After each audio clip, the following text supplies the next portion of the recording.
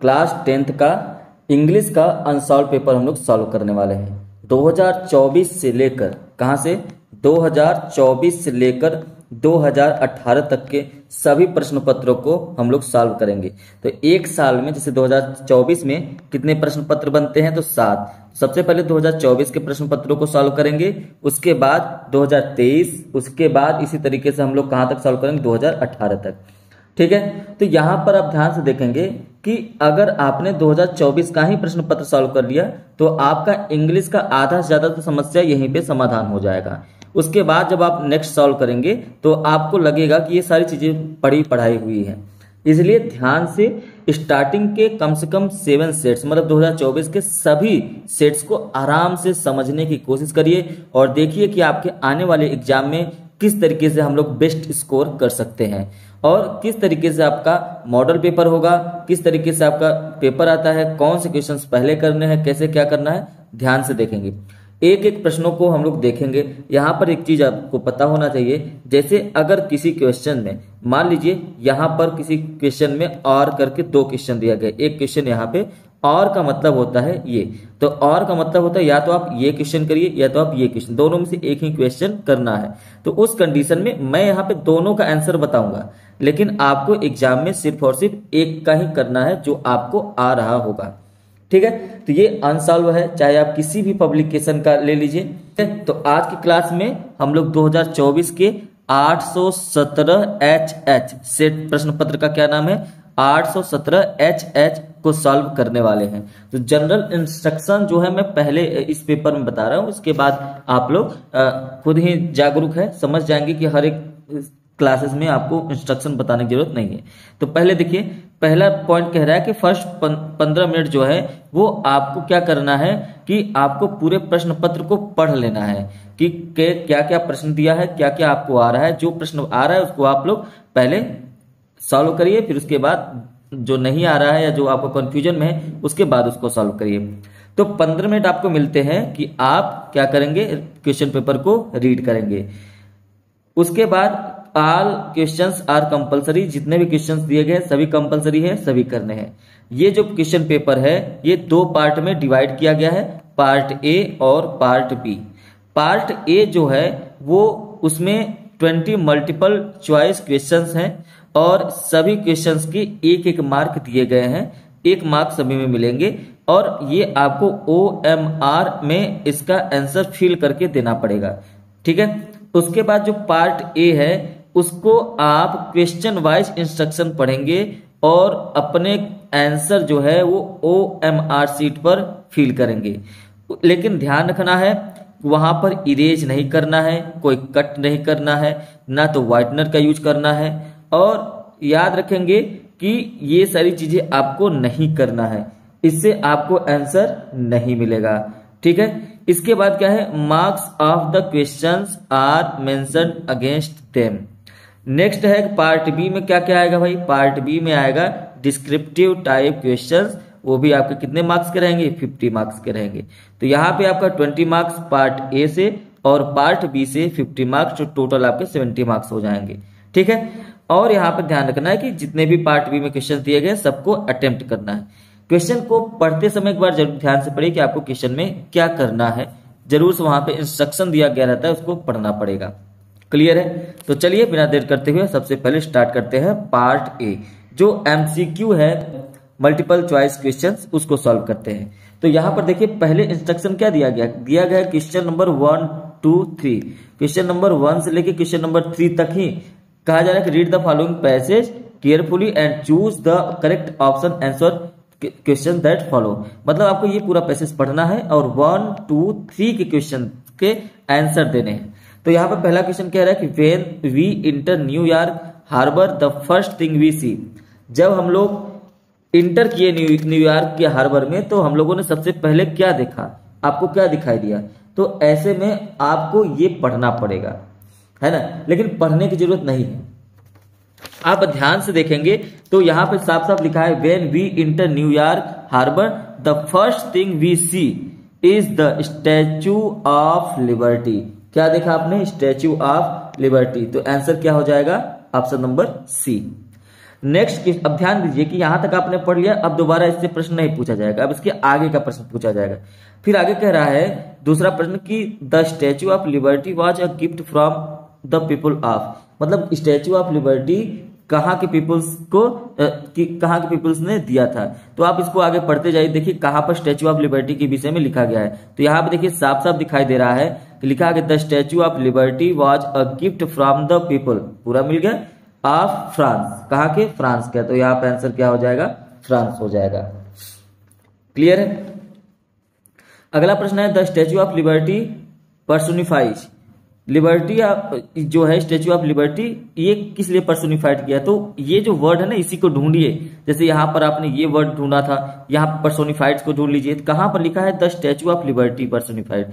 तो आप ध्यान से आगे इसके बढ़ेंगे तो आगे आपको मिलेगा यहाँ पर one who personified not only the majestic Greek goddess, क्या लिखा हुआ है, Greek goddess of the past but also the working main and women of the present. Option number जो है वो ए और बी ये दोनों सही हो जाएंगे, लेकिन यहां पर जब दोनों सही हो जाएंगे दोनों पे नहीं टिक करना है। आप यहां देखिए ऑप्शन नंबर डी जो लिखा है अब both A and B, both का मतलब होता है दोनों, दोनों सही है, ये भी सही है और ये भी सही है। क्लियर है। तो यहां पर देखिए the majestic Greek goddess of the past, तो यहां पर मिल गया, देखिए the majestic Greek goddess of the past but also the working man and women of the present, ये तो हो गया working man and women of the present, तो ये दोनों का एक ही होता है। तो ये आपका हो गया आंसर। क्लियर। तो यहां पर आपको समझ में आ गया होगा। आगे तो ये आपके 1 से लेके 3 तक ही आपको इस पैसेज से आंसर देने थे, तो ये आपने दे दिया। आगे बढ़ते हैं इसी क्रम में क्वेश्चन नंबर 4।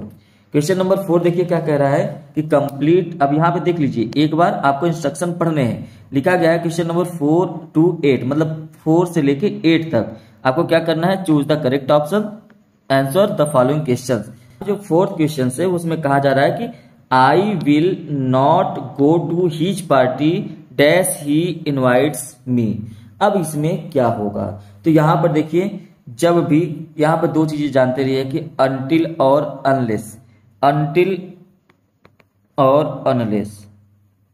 अनटिल का यूज टाइम के लिए होता है, तो यहां पर कोई टाइम की तो बात नहीं की गई है, और दोनों का मतलब होता है जब तक की। तो यहां पर ये देखिए कहा रहा है कि I will not go to his party, मैं उसके पार्टी में नहीं जाऊंगा जब तक कि ही इनवाइट्स मी, वो मुझे इनवाइट नहीं करेगा। तो यहां पर भी अनलेस और अनटिल दोनों निगेटिव होते हैं, इसलिए यहां होता है जब तक कि इनवाइट नहीं करेगा। तो यहां पर ध्यान से देखना है कि अनटिल तो टाइम के लिए होता है ना, इफ और बट तो यूज होंगे नहीं, एक ही ऑप्शन बचता है, तो ये ऑप्शन नंबर सी सही हो जाएगा, अनलेस सही हो जाएगा। अगला प्रश्न है कंप्लीट द फॉलोइंग सेंटेंस, इस सेंटेंस को पूरा करना है। कुल मिलाकर आप देखेंगे तो यहाँ पर प्रीपोजिशन ऑफ, फॉर, एट और टू दे रखा है। तो यहाँ पर आपको बस कुल मिलाकर प्रीपोजिशन पूछ रहा है कि ट्रू के बाद कौन सा प्रीपोजिशन यूज करें, है ना।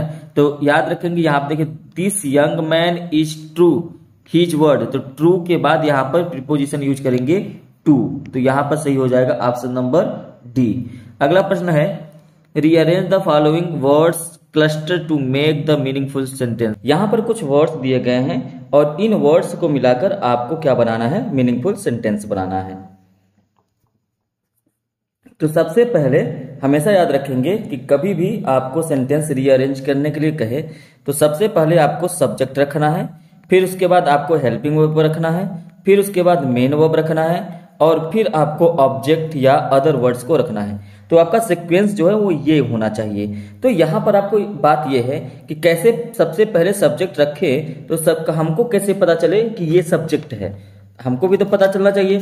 तो हमेशा याद रखेंगे मेन वर्ब तो आप पहचान ही जाएंगे। मेन वर्ब कैसे पहचानेंगे कि देखिए उस सेंटेंस में हो क्या रहा है। तो अगर आप इस सेंटेंस में ध्यान से देखें तो यहाँ पर हो रही है बारिश, रैनिंग, है ना। वर्ब की first form, second form, third form, ING form, यही होता है मेन वर्ब। तो मेन वर्ब का आपने पहचान लिया कि रैनिंग, और जब भी आप मेन वर्ब का पहचान ले तो वहां पर देखिए कि रैनिंग किसके द्वारा हो रहा है। तो यहाँ पे जो सब्जेक्ट बनेगा वो रैनिंग के लिए इट बन जाएगा। तो सेंटेंस जो स्टार्ट होगा वो स्टार्ट होगा इट से। तो सबसे पहले सब्जेक्ट आपका बन गया इट। इट के बाद हेल्पिंग वर्ब चाहिए, हेल्पिंग वर्ब यहाँ पे है हैज, ये हो गया हैज। अब इसके बाद आपको कुछ करने की जरूरत नहीं है, क्योंकि ऑप्शन आप देखें तो यहाँ पे इट वाले दो ही ऑप्शन है, या तो डी या तो ए। लेकिन आप ध्यान से देखेंगे इट के बाद क्या आया है, हैज। तो यहाँ पे इट के बाद बीन आया है, मतलब ए नहीं होगा, आपका ऑप्शन नंबर डी सही हो जाएगा। ठीक, अगला प्रश्न देखिए, ही spent a lot of money on purchasing costly clothes. यहां पर आपको आइडेंटिफाई करना है एक वर्ड को, और वो वर्ड है स्पेंट। आपको यहां पे बताना है जो स्पेंट दिया गया है ये है, ये नाउन है, प्रोनाउन है, वर्ब है या एडवर्ब है। तो स्पेंट देखिए ये होता है स्पेंड। स्पेंड का जो सेकेंड फॉर्म होता है वह होता है स्पेंट।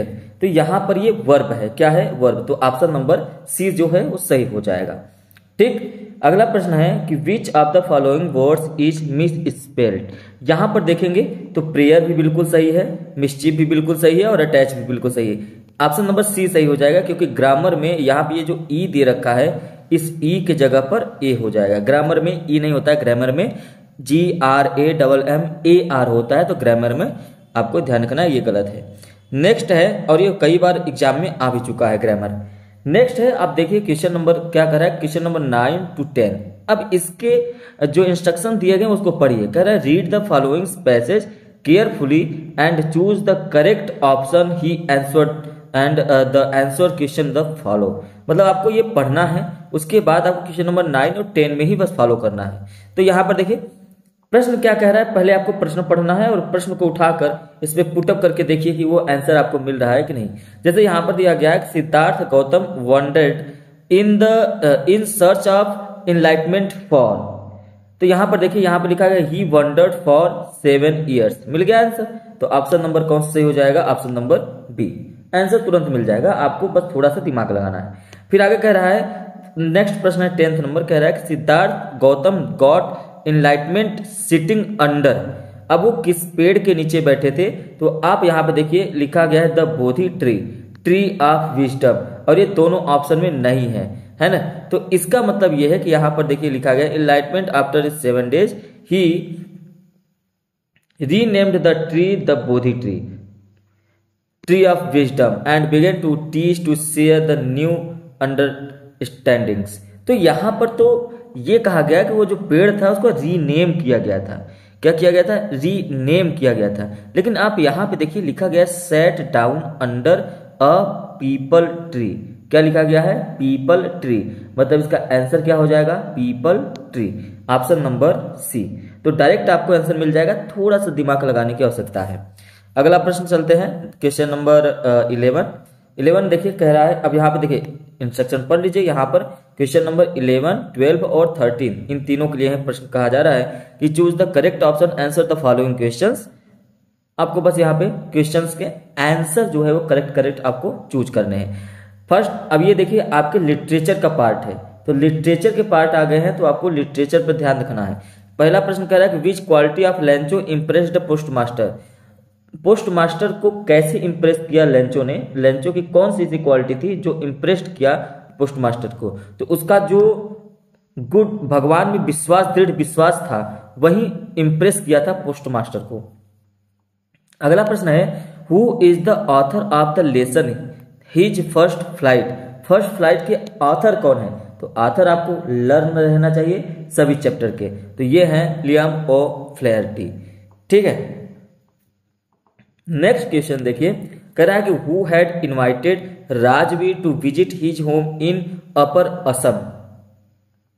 तो यहां पर ये पूछा गया है कि हु हैड इनवाइटेड राजवीर, तो राजवीर को कौन इनवाइट किया था his home in upper Assam. तो इसका जो आंसर हो जाएगा वो ऑप्शन नंबर बी सही हो जाएगा, प्रांजल ने।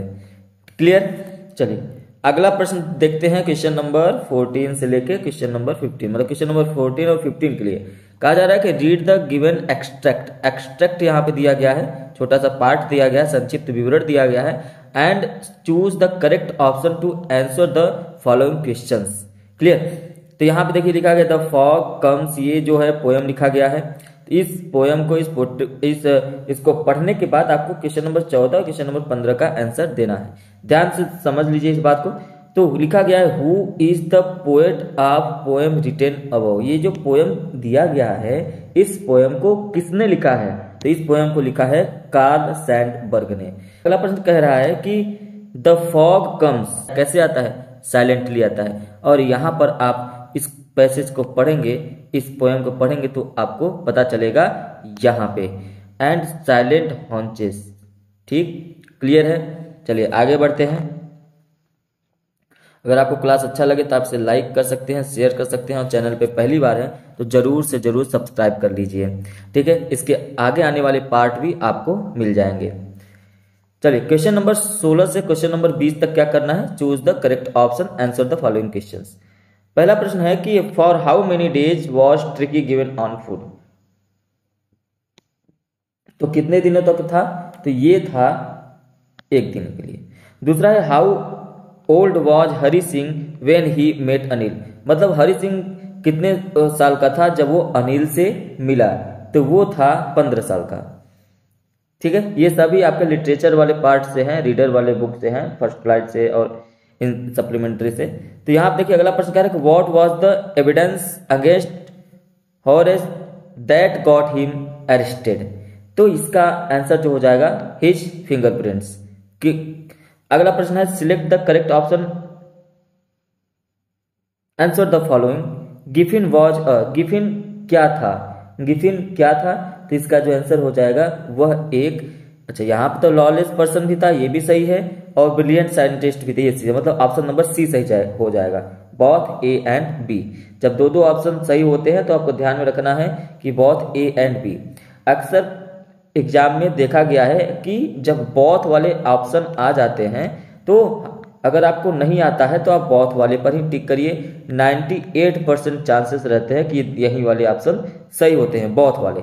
लेकिन अगर आपको आ रहा है तो आप अपने हिसाब से करेंगे, नहीं आ रहा है तो बोथ वाले ही टिक करेंगे।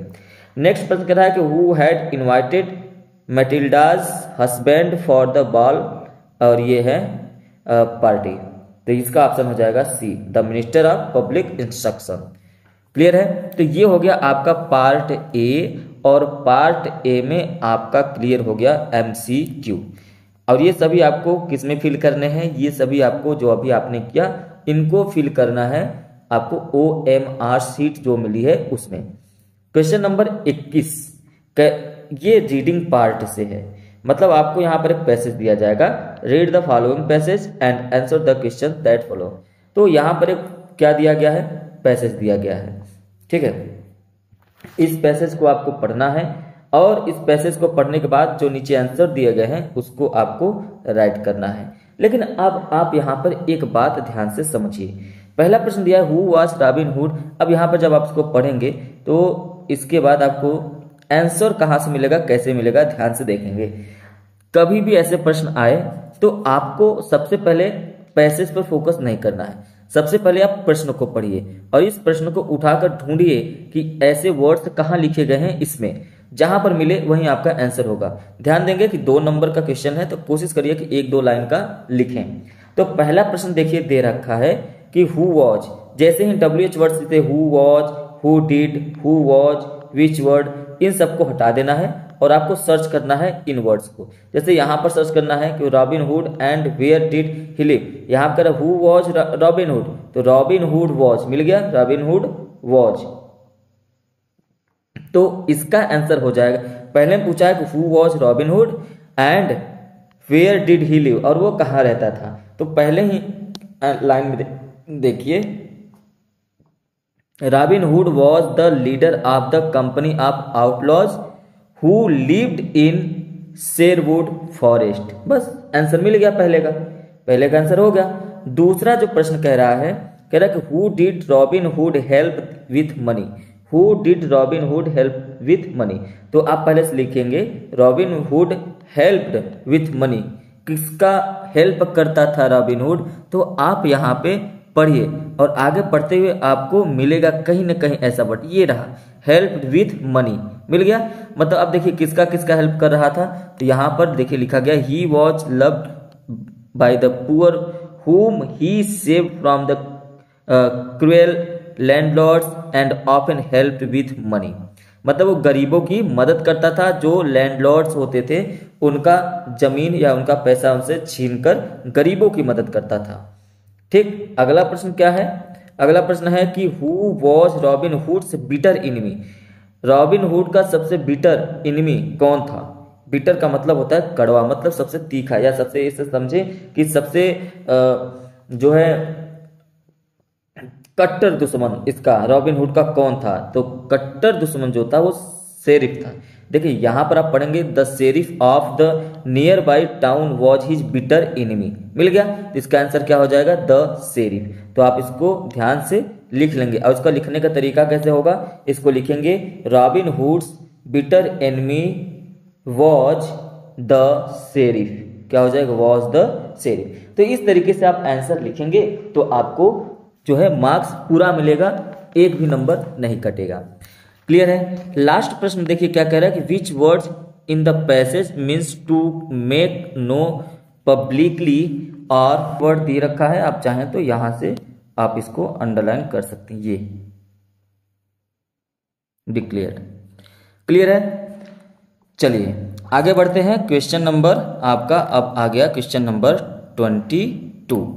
क्वेश्चन नंबर 22 आ गया है, और क्वेश्चन नंबर 22 में देखिए दो क्वेश्चंस दिए गए हैं। तो यहां पर लिखा गया है और। जब आपके क्वेश्चन पेपर में और लिखा होगा, इसका मतलब यह है कि 22 में या तो आप इस क्वेश्चन को करिए या तो आप इस क्वेश्चन को करिए, दोनों में से एक को ही करना है और दोनों में से दोनों नहीं करना है, याद रखेंगे। तो आपको दिया गया write an application to health officer to your city. आपको अपने सिटी के हेल्थ ऑफिसर को एप्लीकेशन लिखना है, और लिखा गया रिक्वेस्टिंग। क्या रिक्वेस्ट करना है? Requesting him to arrange for the cleanliness of your locality and spraying some insecticide. Insecticide का मतलब होता है कीड़ों की हत्या, और टू किल द मॉस्किटोज। अब यहाँ पर या तो आप एप्लीकेशन लिखिए अगर आप इसके बारे में जानते हैं, या तो आप एक लेटर लिखेंगे किसको? To your father requesting him. आप अपने पिताजी को रिक्वेस्ट करेंगे सेंड, क्या? 1000 रुपया भेजने के लिए, है ना। और किस लिए? Want to go on a tour program arranged by your college. College ने कहा कि आपको टूर पे जाना है, इसके लिए आपको 1000 रुपया जमा करना होगा, और ये चीज आपको अपने पिता से रिक्वेस्ट करना है एक लेटर लिखकर। और ये भी ध्यान रखना है कि also a permission letter to participate in it. अब ये चीजें, दोनों चीजें आपको पता होनी चाहिए। तो मैं दोनों आपको बता रहा हूं, लेकिन आपको एग्जाम में एक ही करना है। तो सबसे पहले हम लोग एक एप्लीकेशन देखेंगे कि एप्लीकेशन कैसे लिखा जाता है, और उसको समझेंगे। देखिए सबसे पहले आप क्या करेंगे कि एक एप्लीकेशन लिखते समय ध्यान देंगे कि सबसे पहला काम आपका होना चाहिए, जो भी आप एप्लीकेशन लिखें, जैसे यहां पर सबसे पहले लिखें फ्रॉम, आप कहां से हैं, ठीक है। तो आपने नाम अपना लिख दिया विनय पांडे, फिर इसके बाद एड्रेस लिखेंगे प्रयागराज उत्तर प्रदेश। अब उसके बाद 21 फरवरी 2023। क्लियर है? इतना लिखने के बाद आप यहाँ पे लिखेंगे टू। याद रखेंगे कि ये लाइन एक ही बराबर होनी चाहिए, लेकिन जैसे ही आपने टू लिखा, टू के बाद कामा दिया, तो इस कामा देने के बाद आपका जो भी एप्लीकेशन है वो स्टार्ट होगा। तो सबसे पहले आप लिखेंगे टू, और टू का मतलब ही होता है क्या? कि सेवा में, जैसे आप हिंदी में लिखते हैं सेवा में। पहले लाइन आप लिखेंगे कि स्वास्थ्य अधिकारी, किसको आप भेज रहे हैं? The health officer. कामा दीजिए, कहाँ के हैं भाई? प्रयागराज, और ये प्रयागराज कहाँ है? उत्तर प्रदेश। उसके बाद जैसे ही आपने एड्रेस लिखा, उसके बाद आप लिखेंगे सब्जेक्ट क्या है, और ये सब्जेक्ट कहां पर मिलेगा? सब्जेक्ट आपके क्वेश्चन में ही मिलेगा। ये रहा, क्या है? The cleanness of your locality and spraying some insecticide to kill the mosquitoes. अब यहाँ पे जो योर है, यहाँ पे आप आवर कर देंगे, ठीक है। जहां पर भी सेकेंड पर्सन होगा उसको फर्स्ट पर्सन में चेंज कर देना है। तो यहां पर लिखने का मैंने तरीका बताया। अब यहां पर लिखा गया कि requesting for the cleanness in locality and spraying insecticide to kill the mosquitoes. बिल्कुल सही है। उसके बाद इसी टू के नीचे से स्टार्ट करेंगे रिस्पेक्टेड सर, मतलब आदरणीय महोदय। आप पहले अपने विषय में बताएंगे कि आई एम विनय पांडे, मैं विनय पांडे हूं, and I am a resident of Prayagraj, और मैं प्रयागराज में उत्तर प्रदेश में रहता हूँ, है ना, यहाँ वहाँ रेसिडेंस का मतलब वहाँ का निवासी हूँ। उसके बाद कहा जा रहा है कि there is no regular cleaning of garbage in our area, हमारे मोहल्ले में कूड़े की रेगुलर सफाई नहीं होती है। फिर क्या लिखेंगे, the residents of our locality are very much affected by the bad smell arising from the garbage, मतलब हमारे मोहल्ले के जो निवासी हैं कूड़े से उठने वाले दुर्गंध से, है ना, बहुत ही ज़्यादा परेशान है। गार्बेज मतलब कूड़ा। There are more flies and mosquitoes breeding over here which may cause various diseases, यहाँ पर मक्खियाँ, फ्लाइज मतलब मक्खियाँ और मच्छर अधिक पनप रहे हैं, जिससे अलग अलग प्रकार की या विभिन्न प्रकार की बीमारियां हो सकती हैं। फिर आगे लिखा जा रहा है कि दियरफॉर का मतलब होता है इसलिए। आप देख रहे हैं कि यहाँ के बाद सभी एक ही लाइन में है और ये वही लाइन है जिस लाइन से आपने स्टार्ट किया था, और उसको थैंक यू तक चेंज नहीं करना है। जब भी आप पैराग्राफ चेंज करें तो ये लाइन बिल्कुल सीधी होनी चाहिए। तो आगे लिखा गया है therefore I request you to look into the problem and do the needful, मतलब आता मैं आपसे अनुरोध करता हूं कि इस समस्या पर ध्यान दें और आवश्यक कार्यवाही करें। फिर उसके बाद आप लिखेंगे धन्यवाद, थैंकिंग यू। उसके बाद ये यहाँ पे लिखेंगे सादर, जो भी लिखना है कि योर सिंसियरली, आप अपना नाम लिख देंगे और इस तरीके से ये आपका कंप्लीट हो जाएगा। तो इस तरीके से एप्लीकेशन लिखा जाता है। लेकिन अगर आपको एप्लीकेशन नहीं लिखने का मन है, आपको लिखने का मन है लेटर, तो आप लेटर भी लिखेंगे। यहाँ पर आप देखेंगे लेटर लिखने का तरीका क्या होता है, इसको ध्यान से देखिए। इसमें आपको सभी जो भी लाइन है एक लाइन में ही रखना है चीज़ें को। यहाँ देखिए एक लाइन में सारी चीज़ें रखी गई है। पैराग्राफ जैसे ही आपने चेंज किया लाइन वही रखेंगे जो आपने लाइन बनाई है स्टार्टिंग में। तो सबसे पहले आप एड्रेस लिख दीजिए कि चर्च लेन, प्रयागराज, उत्तर प्रदेश, और जो भी आपका डेट है आप लिख दीजिए 14 मार्च 2023। फिर उसके बाद आप अपने पिता से रिक्वेस्ट कर दें तो यहाँ पे लिखिए माय डियर फादर, सेम जैसे अभी आपने एप्लीकेशन की। फिर कामा दिया तो वहाँ पे टू लिखने के बाद कामा देने के बाद यहाँ से लाइन स्टार्ट होती थी, लेकिन यहाँ पर आप फादर के कामा देने के बाद अब इसके बीच से स्टार्ट कर सकते हैं। पहले तो उनका हालचाल लेंगे सबसे पहले कि आप कैसे हैं, है ना, या मैं यहाँ ठीक हूँ। आपको मैं ये सूचित करना चाहता हूँ कि मेरे विद्यालय में 3 दिनों के लिए मध्य प्रदेश और आसपास के स्थानों की यात्रा का आयोजन कर रहा है और यह केवल एक मनोरंजन यात्रा नहीं है। इस तरीके से आप लिख सकते हैं। तो सबसे पहले क्या, हाउ आर यू, मतलब आप कैसे हैं। आई एम फाइन हियर, मैं यहाँ ठीक हूँ। I want to inform you, मैं आपको इन्फॉर्म करना चाहता हूँ कि my school is organizing a trip for 3 days to MP and MP मतलब Madhya Pradesh and surrounding places, मतलब एमपी और मध्य प्रदेश और आसपास के जो भी क्षेत्र हैं, स्थान है, वहां पर घूमने के लिए ट्रिप ऑर्गेनाइज कर रहा है मेरा school. It is not only for a fun trip, मतलब ये सिर्फ एक मनोरंजन का फन के लिए ट्रिप नहीं है। अब उसके बाद आप चाहे तो पैराग्राफ चेंज कर दें, क्योंकि एक ही लाइन में एक ही पैराग्राफ में पूरा नहीं लिखना चाहिए। उसके बाद यहाँ पर जैसे ही पैराग्राफ चेंज करें तो आप मेन मुद्दे पे आए। अब आप ये कह सकते हैं कि वहां पे हम लोग यात्रा कर रहे हैं और हमें 1000 रुपया चाहिए। अब अपना रीजन बता दीजिए। We are visiting some historical places and educational institutes, मतलब हम लोग जो है कुछ हिस्टोरिकल प्लेसेस पे जाएंगे और कुछ इंस्टीट्यूट्स का भी दौरा करेंगे। अब यहाँ पर लिखा गया है the trip fee is 1000 rupees, institutes and logging का। अब यहाँ पे लिखा जो गया है ये लिखा गया है, मतलब इंस्टीट्यूट्स का मतलब जो संस्थान है उसके लिए, और किसके लिए, आवास के लिए। All my friends are going to the trip, मेरे सभी दोस्त जो हैं वो इस ट्रिप पे जा रहे हैं। Teacher are also coming with us, और हमारे साथ टीचर भी जा रहे हैं। I request you to allow me, अब देखो लास्ट में कहा गया कि आपको अलाउ भी करवाना है, तो आप लिखेंगे कि I request you to allow me to go for this trip with my friends and teachers and send the money soon, मतलब ये कि हमारे साथ शिक्षक भी जा रहे हैं और मैं आपसे अनुरोध करता हूं कि मुझे अपने दोस्तों और शिक्षकों के साथ इस यात्रा पर जाने की अनुमति दें और जल्द ही पैसा भेज दें। फिर उसके बाद अब क्या करेंगे, प्रतीक्षा करेंगे। तो looking forward for your permission, आपकी अनुमति की प्रतीक्षा में। Give my love to mother, माँ को मेरा प्यार।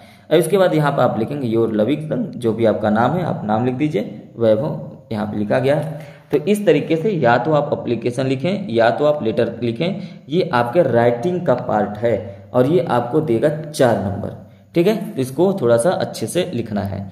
आगे बढ़ेंगे और पार्ट बी में क्वेश्चन नंबर 23 में आएंगे। क्वेश्चन नंबर 23 में भी आपको 2 करके दिया है और, मतलब आपको या तो एक आर्टिकल लिखिए या तो एक पैराग्राफ लिखिए। अगर आप आर्टिकल लिख रहे हैं तो यहाँ पर दिखा जाएगा कि your college magazine in about 80 to 100 words telling the students the best ways to spend their vacation on the basis of the points given below, है ना। अब यहाँ पे कुछ पॉइंट्स दिए गए हैं, क्या? Going on a pleasure trip, going to meet your cousins, learning swimming और practising some art like painting और सम म्यूजिकल इंस्ट्रूमेंट्स। ये सभी आपको पॉइंट दिए गए हैं। कुल मिलाकर आप ये समझिए कि हेडिंग दिया गया है। अगर आपको पॉइंट दिए गए हैं और इन्हीं सब पॉइंट में आपको लिखना रहता है।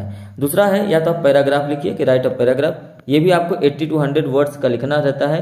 और आपको गुड मैनर्स के विषय में लिखना है तो जो आपको दिया है लिखिए। लेकिन यहाँ पर भी ध्यान रखना है कि आपको importance of good manners, a few examples, कुछ एग्जाम्पल्स लिखने हैं और their effect on your day to day life, क्या इफेक्ट इसका है लाइफ पे। तो दोनों में से आप कोई एक लिख सकते हैं। बस ये ध्यान देना है कि हेडिंग आपको दे रखा है, तो चाहे आप आर्टिकल लिखिए चाहे पैराग्राफ लिखिए, कोई दिक्कत संभव नहीं है। दोनों को हम समझेंगे कि आर्टिकल किस तरीके से क्या क्या लिख सकते हैं और क्या क्या लिख सकते हैं पैराग्राफ में। तो सबसे पहले आर्टिकल, तो एन आर्टिकल किस पर आप लिख रहे हैं, सबसे पहले वो आपको सब्जेक्ट लिखना होगा। तो यहां पर लिखा गया है an article on going on a pleasure trip in summer vacation, गर्मी की छुट्टियों में मौज मस्ती के लिए घूमने जाने पर एक लेख, एक आर्टिकल। अब क्या लिखेंगे या क्या क्या लिख सकते हैं इसमें? आप ये लिख सकते हैं कि गर्मी की छुट्टियां साल मेरे पसंदीदा समय में से एक है, क्योंकि लगभग हर साल मैं और मेरे परिवार जो लंबी छुट्टी की योजना बनाते हैं और घूमने जाते हैं और बहुत खुशी मिलती है, तनाव मुक्त रहते हैं। ये सारी चीज़ें आपको लिखनी है और ये सारी चीज़ें इंग्लिश में लिखनी है। हिंदी में अगर आपको पता है तो हिंदी से इंग्लिश ट्रांसलेट कर लीजिए। तो सबसे पहले आप ये लिखिए, गर्मी की छुट्टियों की साल मेरे पसंदीदा समय में से एक है। Summer vacation is one of my favourite times of the year. As almost every year me and my family make plans for long vacations. हर साल मैं और हमारी फैमिली जो है लॉन्ग वेकेशंस का प्लान बनाती है। Summer is an ideal time for us to go to stress free trips. जो समर वेकेशन होता है, जो गर्मी होती है, हमारे लिए तनाव मुक्त रहने की and get closer to nature, और नेचर के करीब जाने का एक आदर्श समय होता है, एन आइडियल टाइम। ठीक, we generally go to meet our grandparents और go on a trip with family and friends. हम लोग परिवार और दोस्तों के साथ यात्रा पर जाते हैं। दिस ईयर, इस साल, I went on a trip to the hill stations of Ooty along with my parents, grand parents and cousins. इस साल मैं अपने माता पिता, दादा दादी और चचेरे भाई बहनों के साथ ऊटी हिल स्टेशन की यात्रा पर गया।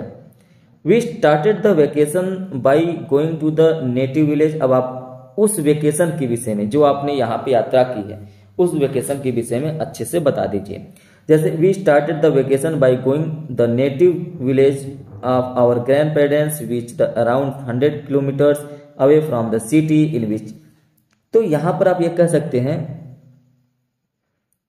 कि हमने अपने दादा दादी के जो पैतृक गांव है वहां पर जाकर गर्मियों की छुट्टी की शुरुआत की, और जो हमारे रहने वाले शहर से लगभग 100 किलोमीटर से दूर है।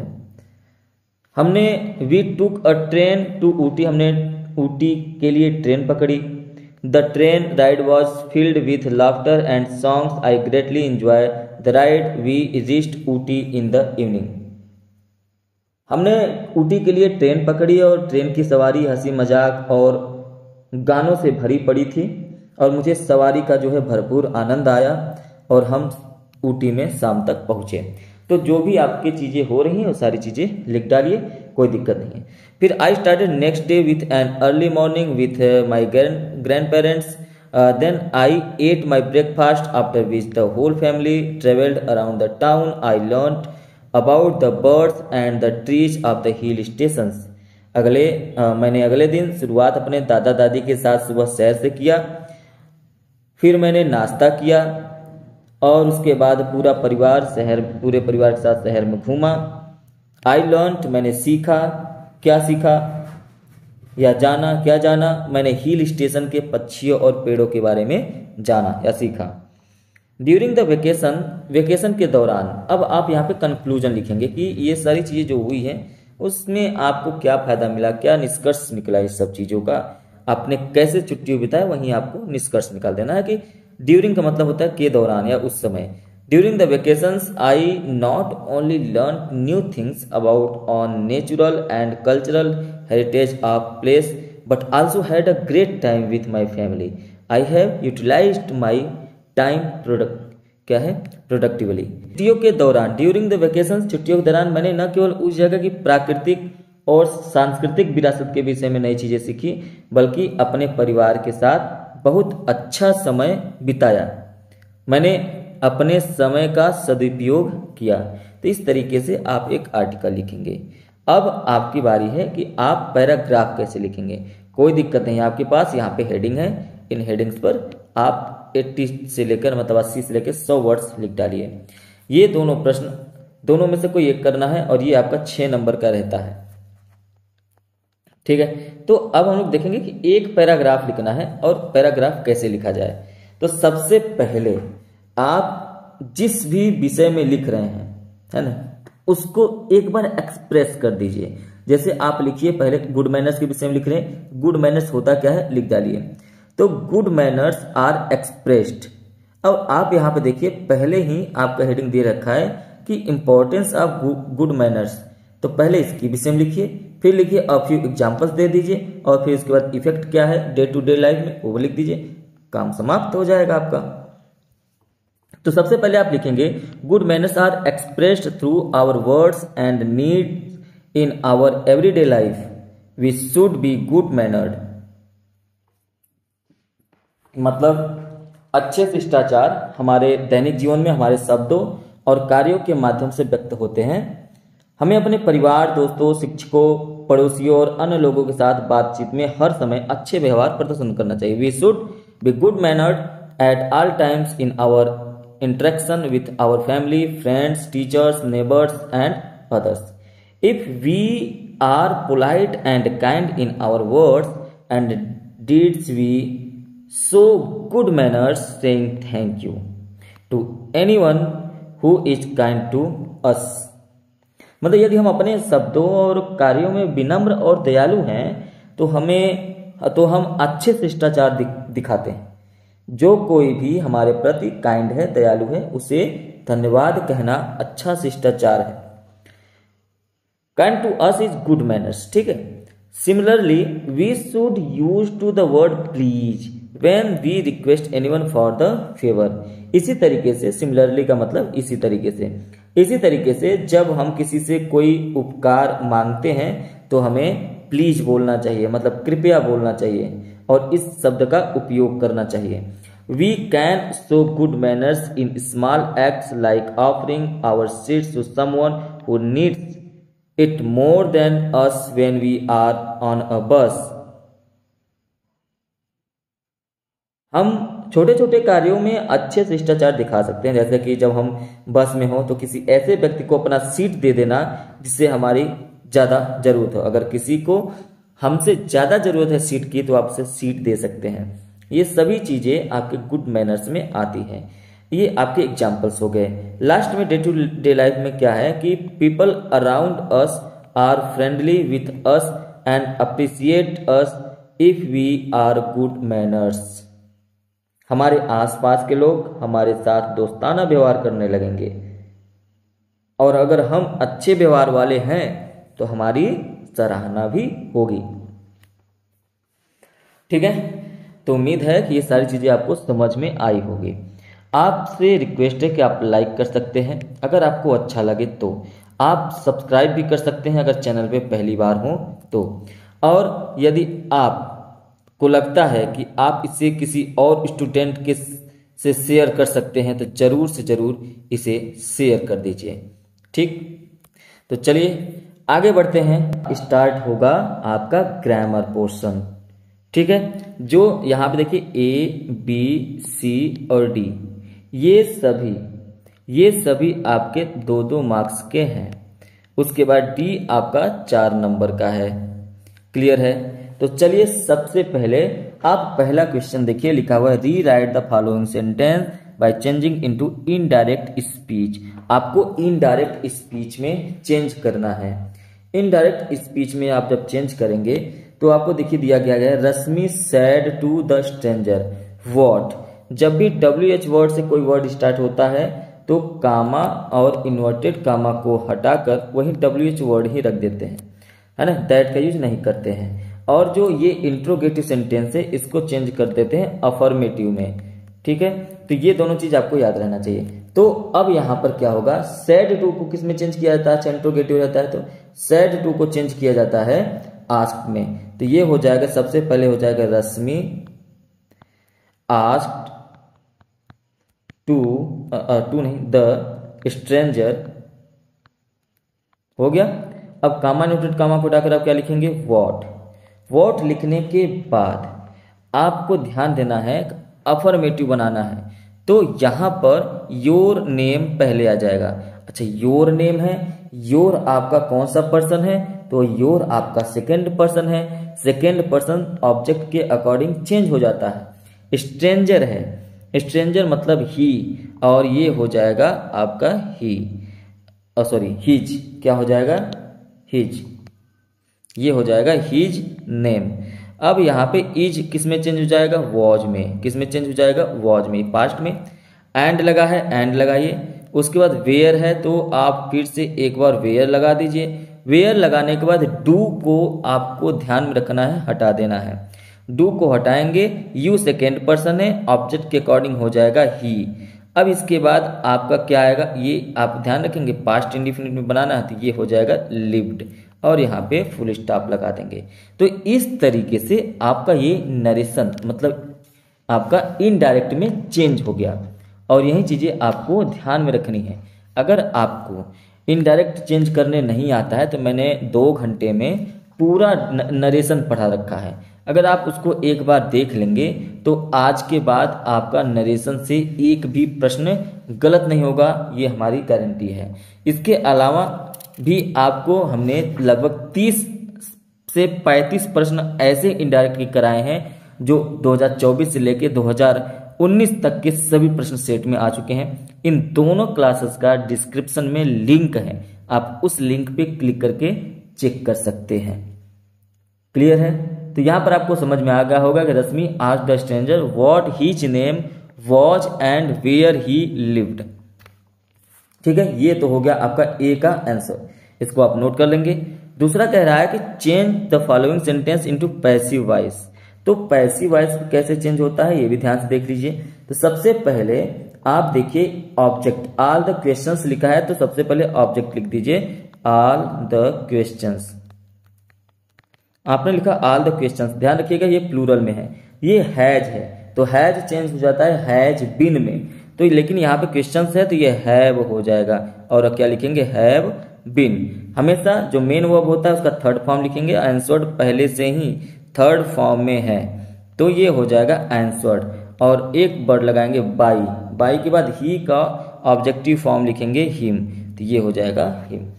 तो all the questions have been answered by him, ये आपका जो हो जाएगा पैसिव वॉइस हो जाएगा। क्लियर है? चलिए अब इसके बाद बारी है पंक्चुएशन की। पंक्चुएशन, अब इसको हम दोनों को इरेज कर दे रहे हैं, आप इसका स्क्रीनशॉट या नोट कर सकते हैं। ठीक है, इसके बाद जो नेक्स्ट क्वेश्चन है वो पंक्चुएशन की है। पंक्चुएशन की है तो आपको पंक्चुएशन करना आना चाहिए। ठीक है, यहां पर लिखा है what is your name, asked my senior, I replied my name is Prachi. सबसे पहले व्हाट इज योर नेम, ये रहेगा इन्वर्टेड कामा में, तो सबसे पहले इन्वर्टेड कामा लगाइए और लिखिए व्हाट इज योर नेम। अच्छा, इसमें तो कोई कैपिटल लेटर होगा नहीं, बस एक पहला ये जो है यही बस आपका पहला लेटर कैपिटल हो जाएगा। इसके बाद यहां पर लगाएंगे क्वेश्चन मार्क। तो आप देखिए यहां तक चीजें तो क्लियर हो गई, व्हाट इज योर नेम तक।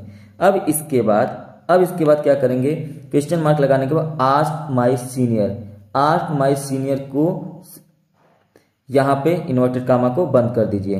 अब ये हो जाएगा आस्क माय सीनियर, SENIOR। अब यहाँ पे क्या करेंगे, फुल स्टॉप दे देंगे। इसके अगर आई हमेशा कैपिटल में होता है। आई रिप्लाइड, उसके बाद माई नेम कर दीजिए, कोई दिक्कत नहीं है। इज प्राची, नाम का पहला लेटर हमेशा कैपिटल में होता है और लिख दीजिए प्राची। और यहाँ पे ध्यान रखेंगे कि ये जो है इन्वर्टेड कामा का ही पार्ट है, तो यहाँ पे फुल स्टॉप देंगे, लेकिन इन्वर्टेड कामा में रिप्लाई को रख देंगे। रिप्लाई उन्होंने क्या दिया था कि माई नेम इज प्राची, ये भी इन्वर्टेड कामा में ही रहेगा। तो इस तरीके से आप देखेंगे कि ये चेंज हो गया आपका ये पंक्चुएशन।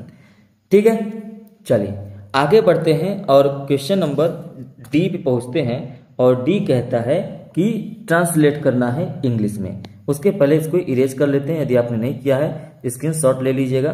ठीक, अब यहाँ पे देखिए ये दिया हुआ है आपका जो है ट्रांसलेशन, इंग्लिश में ट्रांसलेशन करना है। तो चलिए बिना देर करते हुए समझते हैं। सबसे पहले लिखा गया है पुस्तकें हमारे सबसे अच्छे मित्र हैं। पुस्तकें हमारे सबसे अच्छे मित्र हैं। तो सबसे पहले लिखिए बुक्स। क्या लिखेंगे, बुक्स। ये हो गया सब्जेक्ट। बुक्स के साथ क्या लगेगा, आर। हैं तो आर लगा दीजिए। उसके बाद बचा क्या, हमारी सबसे अच्छी मित्र, आवर बेस्ट फ्रेंड्स। ठीक है, अब लगा दीजिए फुल स्टॉप, क्योंकि ये फुल स्टॉप है। एक आगे लिखा गया है कि एक अच्छी पुस्तक को पढ़ते समय हम अपनी परेशानियां एवं चिंता भूल जाते हैं। मतलब यहाँ पे जब हम लोग अच्छी बुक पढ़ते हैं तो सबसे पहले लिखेंगे व्हेन। क्या लिखेंगे, व्हेन। अच्छा, व्हेन क्या, एक अच्छी बुक को पढ़ते समय, तो लिखेंगे when we read a good book. जब एक अच्छी बुक को पढ़ते समय कमा लगा दीजिए। फिर क्या करते हैं हम, वी फॉरगेट आवर ट्रबल्स, हम अपनी परेशानियां भूल जाते हैं और चिंताएं भूल जाते हैं। Troubles and worries. We forget, हम भूल जाते हैं। फॉरगेट, क्या फॉरगेट हो जाते हैं भाई, आवर ट्रबल्स एंड ट्रबल्स, परेशानियां हैं तो ट्रबल्स हो जाएगा, और वरीज हो जाएगा, वरीज। ठीक, फिर आगे कह रहा है कि पुस्तकें, तो सबसे पहले लिखिए बुक्स। पुस्तकें मतलब बुक्स। लास्ट में आइए, निर्माण करती हैं मतलब देती हैं। क्या, पुस्तकें बुक्स गिव, क्या देती हैं, हमें, अस। पुस्तकें हमें देती हैं, पुस्तकें निर्माण करती हैं, क्या करती हैं, ज्ञान देने के साथ साथ चरित्र का निर्माण करती हैं। तो यहां पर लिखेंगे as knowledge as well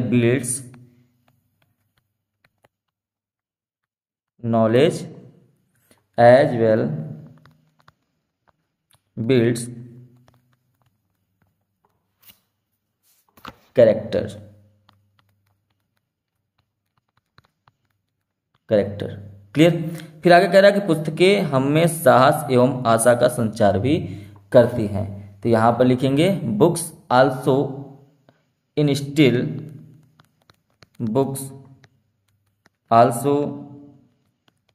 instill courage and hope in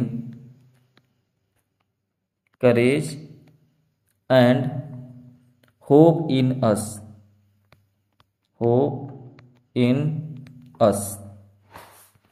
तो आपको ये बात समझ में आ गई होगी कि कैसे हमको ट्रांसलेशन करना है।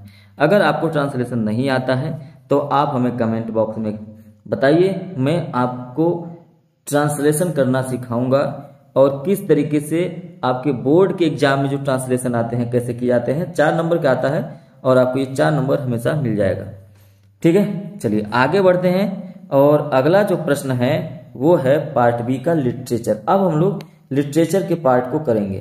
ठीक है, लिटरेचर में सबसे पहले क्वेश्चन नंबर 25, ये 24 था, तो क्वेश्चन नंबर 25 कह रहा है कि आंसर द फॉलोइंग क्वेश्चंस, है ना, answer the following questions about 30 to 40 words. ये क्वेश्चन आपका 3 नंबर का है। ध्यान रखेंगे ये 25 में एक तो ए दिया गया है और एक बी, या तो ए करना है या तो ए करना है और बी, ये दोनों करना है। लेकिन यहाँ पर आपको क्या ध्यान रखना है, यदि आप ए कर रहे हैं तो या तो आप ये वाला प्रश्न करिए या तो ये, दोनों में से एक करना है। यदि जब आप बी कर रहे होंगे तो ये दोनों में से कोई एक ही का आंसर देना है। उसी तरीके से जब क्वेश्चन नंबर 26 पढ़ रहे हैं तो यहाँ लिखा गया answer any one of the following about 60 words. आपको 60 वर्ड्स का आंसर देना है। ध्यान रखेंगे कि ए और बी इन दोनों में से कोई एक करना है। क्वेश्चन नंबर 27 में भी सेम है कि अगर आप क्वेश्चन 27 कर रहे हैं तो व्हाट टाइप ऑफ, यहाँ पे आप एमेंडा के विषय में लिख सकते हैं और एग्जाम्पल दे सकते हैं, या तो आप 4 लाइन का कोई पोएम लिखेंगे। ठीक है, तो ये सारी चीजें आपको समझनी है कि क्वेश्चन पेपर कैसे बनता है। क्लियर है? तो सबसे पहले देखिए, लेकिन मैं आपको ये सभी प्रश्न जो भी दे रखे हैं सभी प्रश्नों का मैं आंसर बताऊंगा, एक्सप्लेन करूंगा कि कैसे आपको लिखना है, क्या क्या लिखना है, यदि आपको आंसर लर्न है तो कैसे लिखें। क्लियर है? चलिए तो देखिए, यहाँ पे पहला प्रश्न कह रहा है कि why did Nelson Mandela thank the international leaders.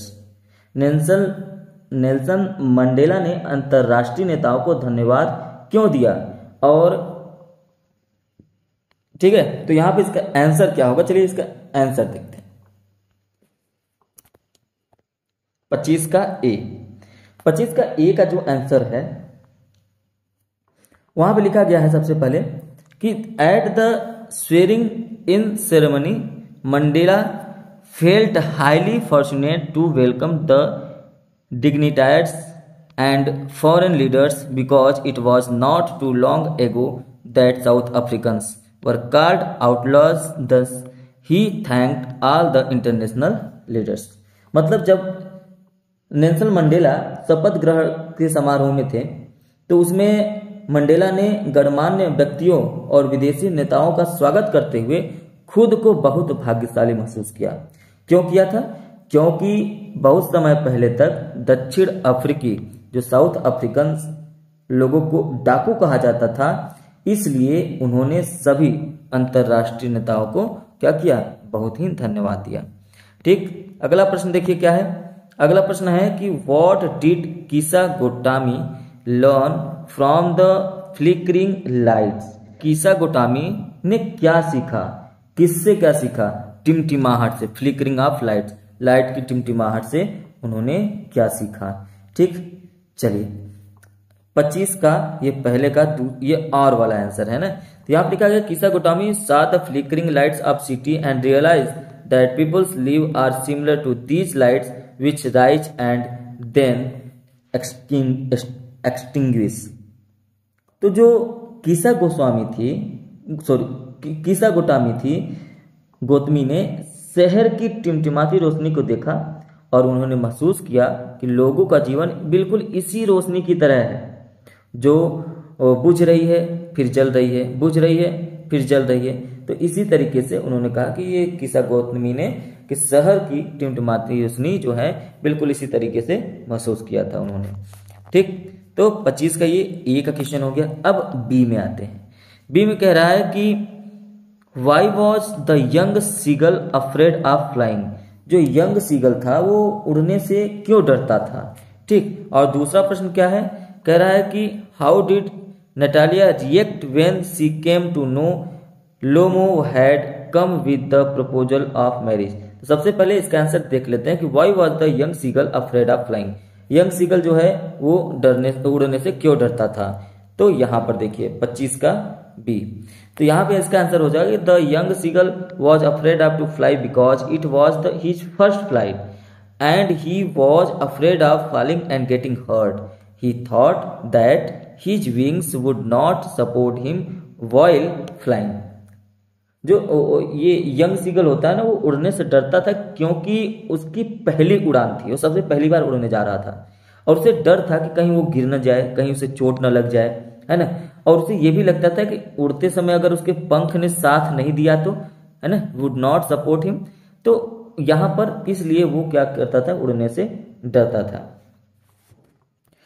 अगला प्रश्न यही है कि what did Natalia react when she come to know that Lomo had come with the proposal of marriage?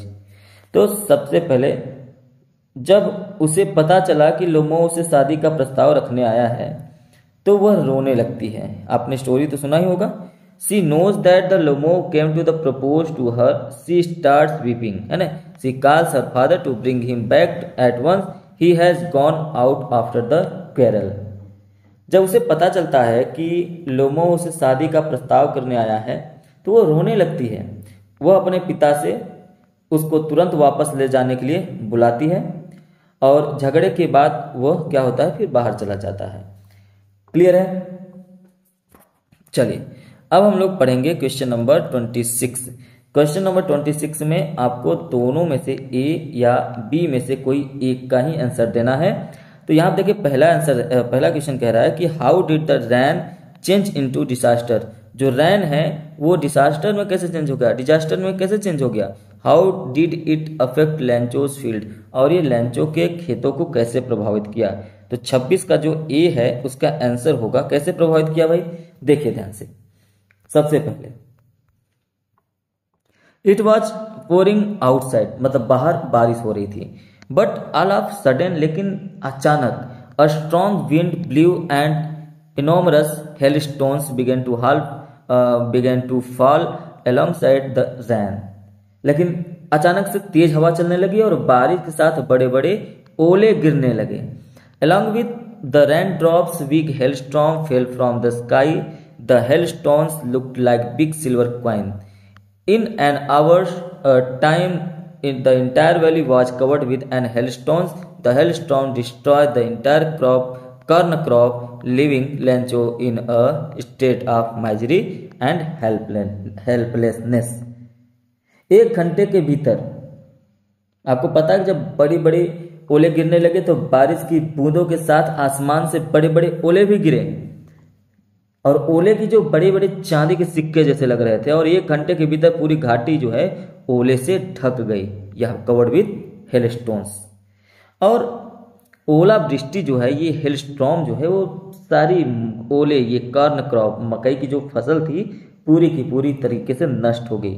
और Lencho in a state of misery and helplessness, और इसमें Lencho को दुख और लाचारी की स्थिति में उसने बहुत छोड़ दिया। किसने छोड़ दिया? हेलस्टोन्स ने। मतलब लेंचो जो है दुख और लाचारी की स्थिति में आ गया।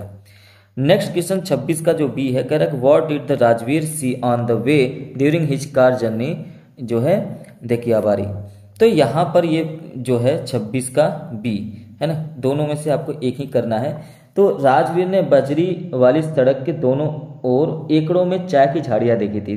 देखिए इसका answer, Rajveer Sah acre upon acre of tea buses on the both sides of the gravel road. They were all pruned to the same height. Groups of tea pluckers wearing plastic aprons were plucking the newly spotted leaves. Clear है? मतलब राजवीर ने बजरी वाली सड़क के दोनों तरफ एकड़ों में चाय की झाड़ियां देखी थी। बसेस मतलब झाड़ी, वे सभी एक ऊंचाई पर काटी गई थी, है ना। बिल्कुल उनका जो लेवल था बिल्कुल बराबर था। इस तरीके से जैसे जमीन हो गया, ये चाय की बगानी हो गई, तो ये बिल्कुल एक लाइन से काटी गई थी, है ना। और प्लास्टिक के एप्रन पहने हुए, जो प्लास्टिक का एप्रन पहना जाता है, चाय तोड़ने वाले पहनते हैं, वो उनकी एक समूह दिखाई दी और वो क्या कर रहे थे? प्लकिंग द न्यूली, जो नए नए चाय की पत्तियां थी उसे तोड़ रहे थे।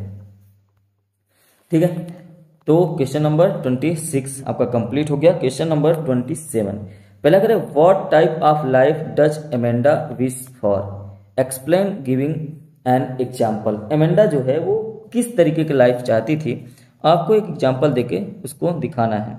तो क्वेश्चन नंबर 27 का आंसर होगा Amanda wants to live a life of full freedom.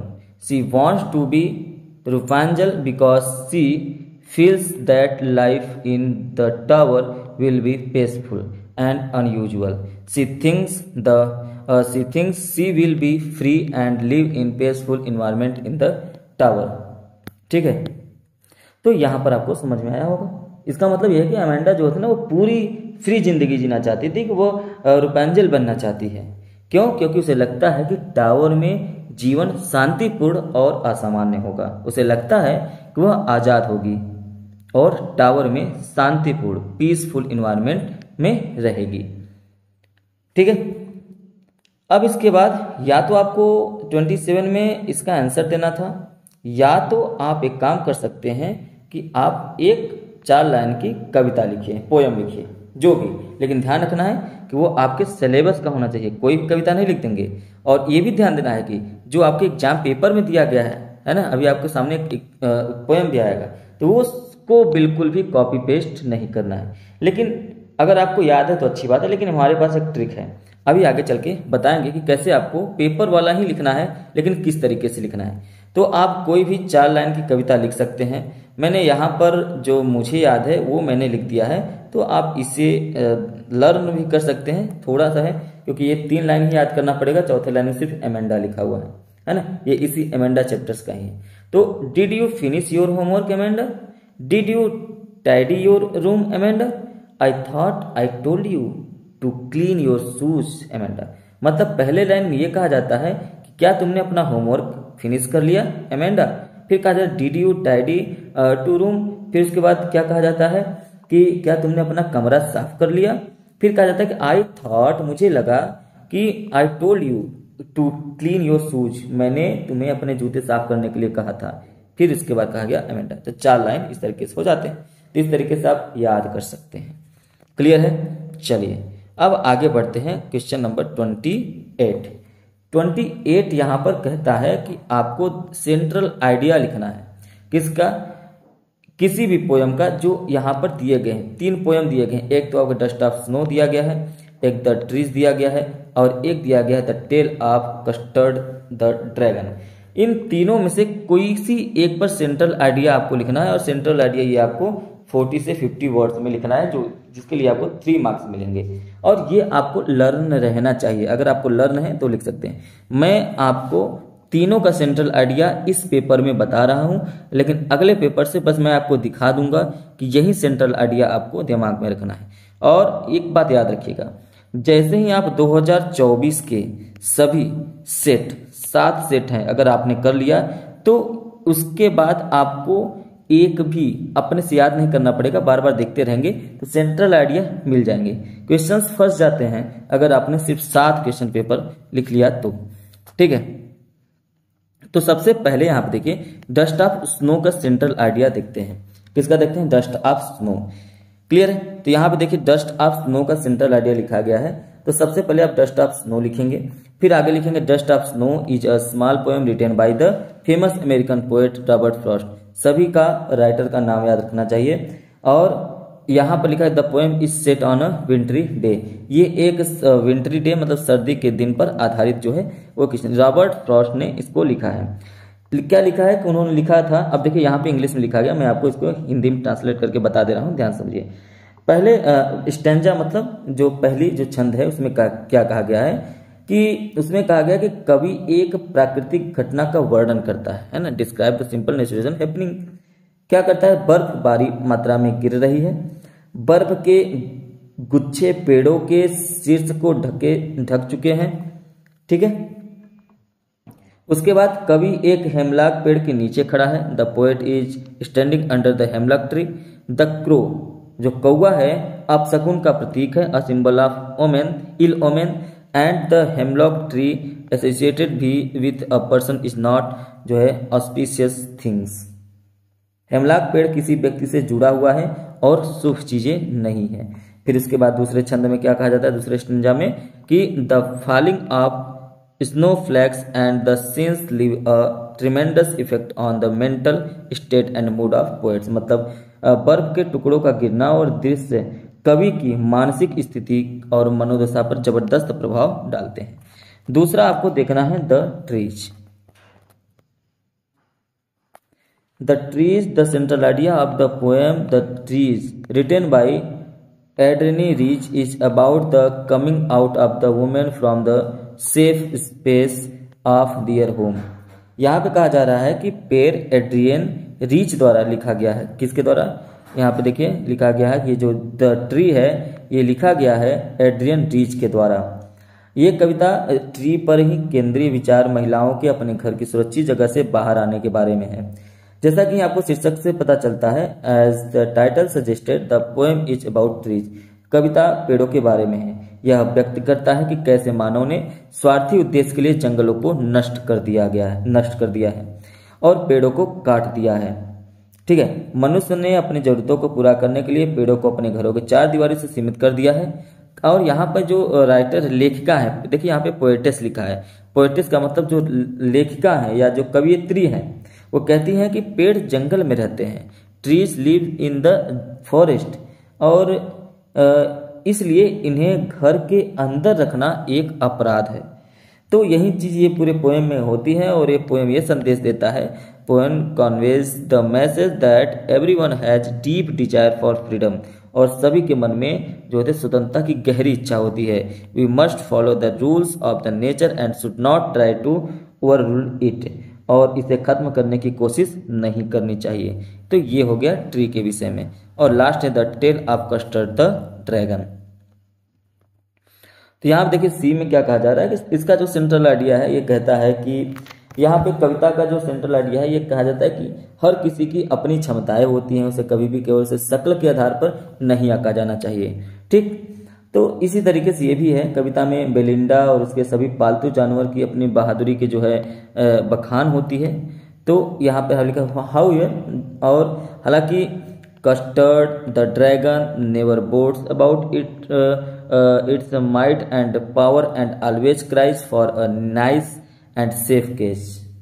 इसलिए बेलिंडा उसके सभी पालतू जानवर कस्टर्ड का मजाक उड़ाते हैं, है ना। और कस्टर्ड ड्रैगन कभी भी अपनी ताकत और शक्ति का बखान नहीं करता और हमेशा एक अच्छे और सुरक्षित पिंजरे में रहता है। But when the pirate attacks the house of the Belinda, all the so called brave animals run away the save their lives and though Belinda keeps crying for help। लेकिन जब समुद्री डाकू बेलिंडा के घर पर जब हमला करते हैं तो सभी जितने भी बहादुर जानवर हैं, ब्रेव एनिमल्स हैं, वो अपनी जान बचाने के लिए भाग जाते हैं, लेकिन बेलिंडा मदद के लिए रोती रहती है। एट दिस टाइम, इस समय पर custard comes the forward at the ones faces of the pirates and they eat him up. और लेकिन कस्टर्ड जो रहता है ना, वो क्या करता है कि कस्टर्ड तुरंत आगे आता है और समुद्री डाकू का सामना करता है और उसे खा जाता है, and eat him up. The poet tries to tell us that we should not from an opinion about a person the basis of his looks or the others say about him. Every person is unique and capable its own way. कवि हमें ये बताने की कोशिश करता है कि हमें किसी भी व्यक्ति के बारे में उसकी शक्ल या दूसरी बातों के आधार पर राय नहीं बनानी चाहिए। हर व्यक्ति अपने तरीके से जो होता है अद्वितीय, यूनिक और सक्षम रहता है, कैपेबल रहता है। तो ये रहा आपका 28। इसके बाद 29 और 30, इसको ध्यान से देखिए। क्वेश्चन नंबर 29 कहता है कि answer the any one of the following 30 से 40 वर्ड्स। तो यहाँ पर दोनों आंसर में से कोई एक करना है। तो यहाँ पर पहला प्रश्न कह रहा है कि why did Hari Singh return to Anil, है ना, मतलब ये कि हरि सिंह अनिल के पास क्यों लौटा। दूसरा प्रश्न है why was the ऑसिबल confident that max would never return, मतलब ऑसिबल को क्यों भरोसा था कि मैक्स कभी वापस नहीं आएगा। तो हम लोग यहाँ पर 29 का ए आंसर एक बार कर चुके हैं, तो इस पे आप बस ध्यान दीजिएगा। दूसरा जो है 29 का बी, इसका आंसर है कि प्रश्न क्या दिया है कि ऑसिबल को क्यों भरोसा था कि मैक्स कभी वापस नहीं आएगा। तो ऑसिबल को क्यों भरोसा था, यही आपको बताना है। तो यहाँ पर देखिए ऑसिबल वॉज कॉन्फिडेंट, ऑसिबल को पूरा भरोसा था कि max would never return because max had fallen for his bifurcated story about the balcony leading him to his death when he jumped out of the window believing there was an escape route। मतलब ऑसिबल का पूरा भरोसा था कि max कभी वापस नहीं आएगा। क्यों? क्योंकि मैक्स बालकनी के बारे में बड़ी उसकी मनगढ़ंत कहानी में फंस गया था, जिसके कारण वह खिड़की से कूद गया और उसकी मौत हो गई। उसे लगा कि अब बचने का कोई भी रास्ता नहीं है। अगला प्रश्न है क्वेश्चन नंबर 30, जो कि आपको 60 वर्ड्स में करने हैं, 4 मार्क्स मिलेगा और इस सेट का ये लास्ट जो है क्वेश्चन है। तो आप क्वेश्चन आंसर लिखने का देखिए 2 तरीका होता है। एक तो आप कहानी को हिंदी में अच्छे से रट लीजिए, सुन लीजिए, उसके बाद क्वेश्चन आप पढ़िए कि क्वेश्चन क्या कह रहा है और आप अपने से ट्रांसलेट करके लिखिए, या तो क्वेश्चन को रट लीजिए या क्वेश्चन आंसर को रटिए। तो दो तरीका है, आपको जो बेस्ट लगे। अगर आपको ट्रांसलेशन सीखना है तो आप कमेंट बॉक्स में हमको बता सकते हैं कि आपको ट्रांसलेशन सीखना है। उसके बाद इस क्लास 10th के अकॉर्डिंग कि आपको कैसे क्वेश्चंस का आंसर लिखना है वो मैं आपको बताऊंगा। इसके अलावा मैंने समरी करा रखा है हर एक टॉपिक का। आप समरी देखना चाहते हैं तो डिस्क्रिप्शन में लिंक है, आप वहां पे क्लिक कर सके देख सकते हैं। तो सबसे पहले यहाँ पर जो प्रश्न है उसको देखिए।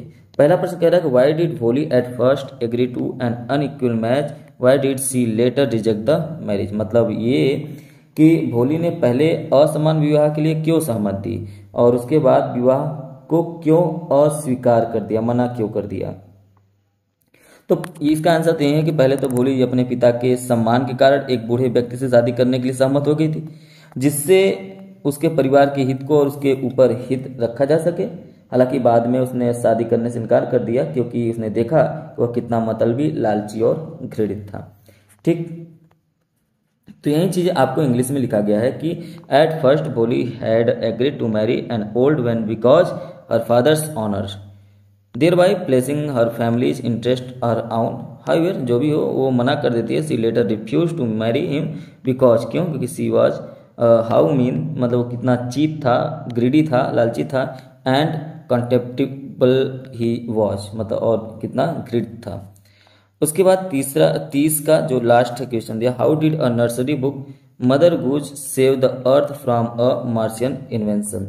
यहाँ भी ये कहा जा रहा है क्वेश्चन में कि नर्सरी पुस्तक जो मदर गूज है वो उसने पृथ्वी को मंगल ग्रह के आक्रमण से कैसे बचाया। तो थिंक टैंक के तुकबंदियों की गलत व्याख्या की गई है कि थिंक टैंक क्या है। देखिए, थिंक टैंक मैसेंजर,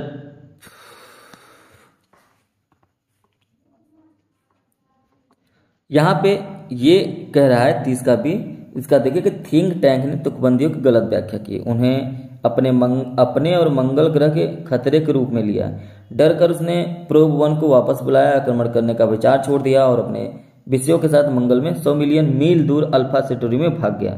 इस प्रकार ये जो पुस्तक मदर गूज है पृथ्वी पर मंगल के आक्रमण से रोकने से सफल हो पाया। क्लियर है। तो अगर अब लास्ट में मैं आपको बताता हूं कि पोयम जो आप लिखते हैं वो किस तरीके से लिखेंगे। अगर आपको नहीं लर्न है तो आप उस पोयम को कैसे लिखेंगे। ये देखिए यहाँ पर आपको एक पोयम दे रखा है, देखिए ध्यान से। यहाँ पर देखिए फॉग का एक पोयम दे रखा है, तो आपको इसको एग्जाम में कैसे लिखना है। अब ये देखिए, ये उस समय आपको अपनाना है जब आपको नहीं लर्न रहेगा तब। तो आप देखिए दो चीजें, पहली बात तो लास्ट से उठाइए लाइन। इसमें देखिए 1 2 3 4 5 6 लाइन दिया है, तो आपको क्या करना है, लास्ट से उठाना है। और हमेशा याद रखेंगे जब भी यहाँ पे पहला लेटर लिखेंगे तो कैपिटल, तो यहाँ से उठाइए ये वाली लाइन, उसके बाद ये वाली लाइन, उसके बाद ये वाली लाइन, उसके बाद ये वाली लाइन। ध्यान रखेंगे पहला लाइन और लास्ट वाली लाइन मेंशन नहीं करना है, हमेशा बीच के और नीचे से ऊपर जाना है ना। तो आपका एक 4 लाइन की कविता बन जाएगी। और आपको यहाँ पे ये भी पता चल जाएगा कि किस चैप्टर से, जैसे यहाँ पे ये पता चल जा रहा है कि द फॉग चैप्टर से है, तो आप वहाँ पे मेंशन कर सकते हैं। क्लियर है। तो अगर आपको ये क्लास अच्छा लगा हो तो आप इसे लाइक करें और शेयर करें और कमेंट करके बताएं कि इसके अगले पार्ट्स आपको जल्द से जल्द चाहिए। अगर आप जल्दी जल्दी कमेंट करते हैं और शेयर कर सकते हैं, मेरा उत्साह बढ़ेगा। तो मैं जल्द से जल्द ही जो है 2024 का सेट नंबर 2 मैं जल्दी से आपको सोल्यूशन उसका दे दूंगा, जो 817 HI है। ठीक है, तो चलिए मिलेंगे नेक्स्ट क्लास में। Thank you, have a nice day.